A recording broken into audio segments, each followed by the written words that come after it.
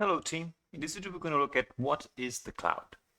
So there are many definitions, but one that I like is that the cloud is transformation of IT from product to service. A nice analogy is one with electricity. So electricity started out as an innovation, then the generator came along. So the generator is a product that people can buy to get electricity.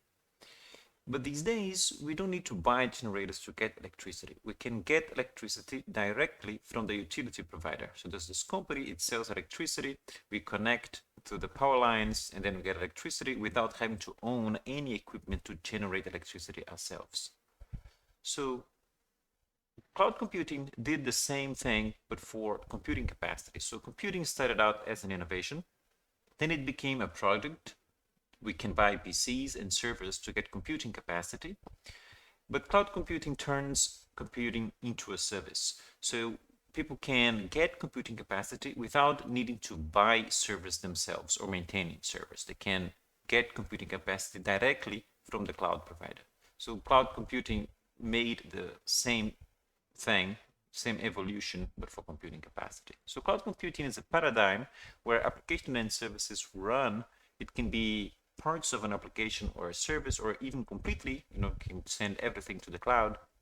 And these applications and services, they run on third-party infrastructure, like that of Google or Amazon AWS. And cloud tenants, people using the cloud, they pay only for what they use, the computing that they actually, applications that use the cloud.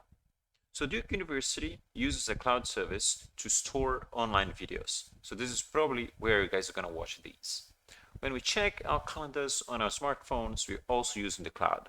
If we use a streaming service, that's also running on the cloud. When we commit code to a code tracking service like GitHub, or when we chat over Slack, we're also interacting with the cloud because that's where these applications run. So there are many applications that rely on the cloud, and it's getting more and more common for applications to be integrated with the cloud. Like Microsoft Office used to be a standalone application. It ran on a machine like our desktops, but these days there's Office 360 and it runs, it integrates with the cloud, and Google Docs runs entirely on the cloud. So applications that used to be local, like run on a desktop, are now getting integrated with the cloud. So even if an application doesn't run on the cloud, it might depend on the cloud for some of its functionalities.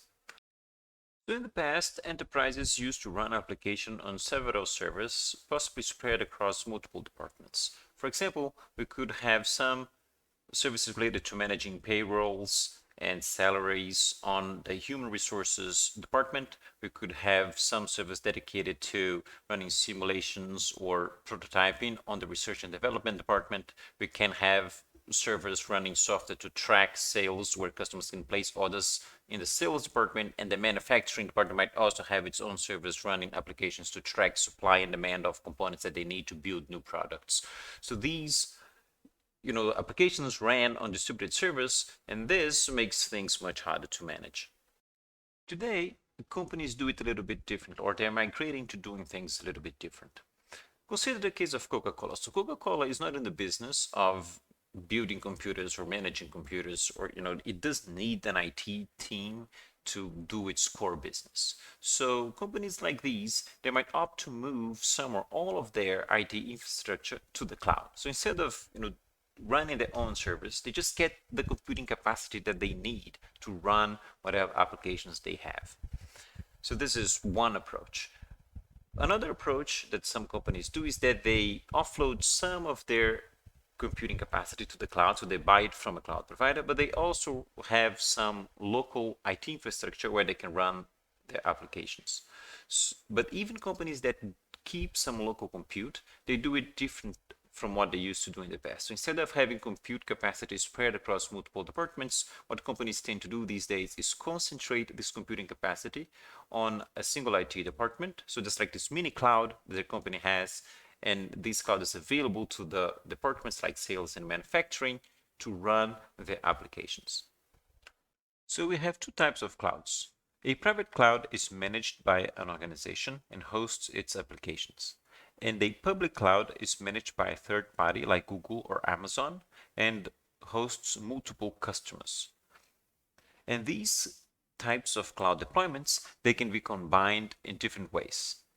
A company is said to have a hybrid cloud deployment when it has its own private cloud, but also uses public clouds for some of its applications.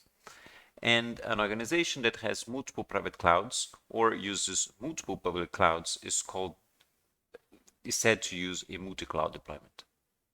So Flexera wrote a State of the Cloud report where they polled 750 enterprises, asking them several questions about how they use the cloud and what do they do. So one of the things they found is that 97% of the enterprises, they use public clouds, like they offload some of their computing needs to Google or Amazon AWS or some other cloud provider.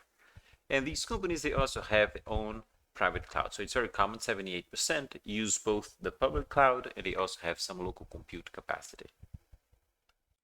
Another area where cloud computing plays a major role is that of mobile applications. So cell phones have limited resources. They have limited CPU, memory, and storage, but more importantly, they have limited battery.